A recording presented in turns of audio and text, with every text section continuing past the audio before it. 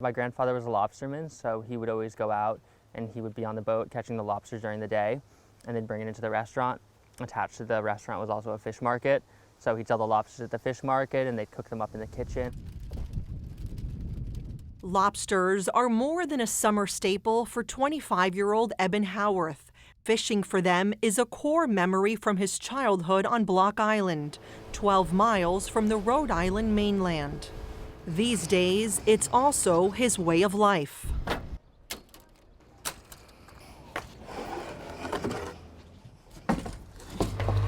Howarth says he had an epiphany several years ago. If he didn't get into lobstering, it was only a matter of time before there'd be no more commercial lobstermen on the island.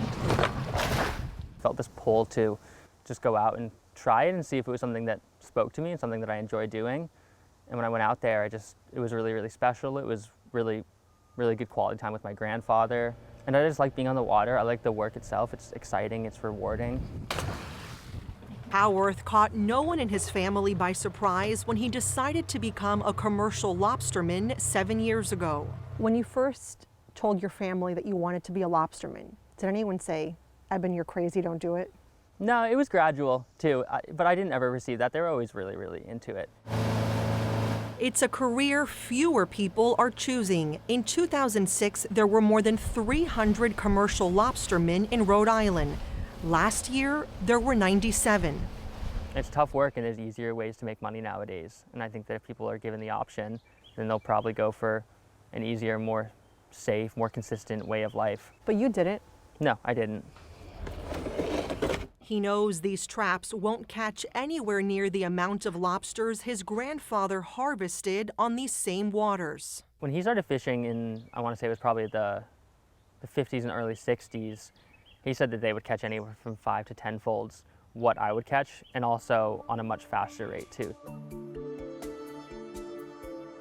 In 2000, lobstermen in Rhode Island brought almost 7 million pounds of lobster to shore.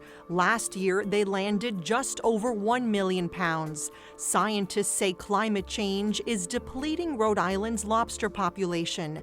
Since 1960, Narragansett Bay has warmed 3 degrees Fahrenheit. Lobsters have a fairly narrow preferred temperature range from about 54 to 64 degrees Fahrenheit. Jeremy Colley has been studying lobsters for decades. He's a professor at the University of Rhode Island's Graduate School of Oceanography. He says when lobsters are in warmer waters, they exert more energy and metabolism, which leaves them with less energy to grow and reproduce. If the water's colder than 50 degrees or warmer than 68 degrees, they'll try to avoid those temperatures because their survival would be diminished if they stayed in water that was either that cold or that warm. How would you describe the lobster population in southern New England now compared to, say, 5-10 years ago? The population is depleted. The lobster industry in Rhode Island has had its share of ebbs and flows. Professor Jeremy Colley oversees a weekly trawl survey at the University of Rhode Island, which goes back decades. It shows the population of lobsters in Narragansett Bay peaked in the mid-90s. These days, Colley says, it's at historically low levels. I think ultimately with climate change, with increased temperatures, this area may become unsuitable habitat for lobsters. So we would really, in that case, lose. We're kind of at the southern end of the distribution, and so there's always a risk that we're going to lose that population altogether. It typically takes 5 to 7 years before a lobster is big enough to be harvested, but Colley says many are dying long before. Young lobsters look like small insects, which make for great prey. The predators are mainly other fish species. John Grant has been a lobsterman on Block Island for more than 40 years. He says more fishermen are finding baby lobsters in the stomachs of their predators. I see it from other guys who catch the scup and the sea bass, and they'll be filleting. Hey, look, there's a baby lobster here, you know. And then they always like to tell us that. And now there's seals. I mean, we never used to see a seal here past the end of April or early May, and now they're here all year round. And And what are they eating? Grant sells lobsters from his boat on the old harbor dock.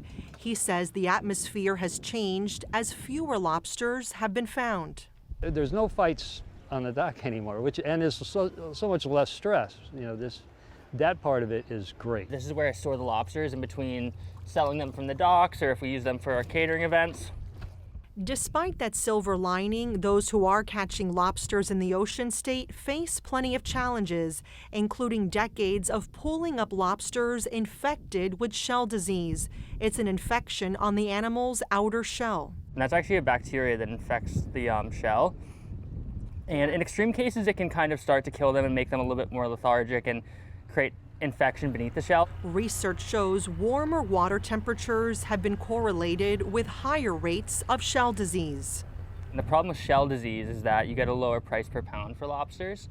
For example, if I were to sell this one per pound, it would probably fetch maybe $5 or so, where this one could fetch $10 or $11. Oh wow, big difference. Yeah.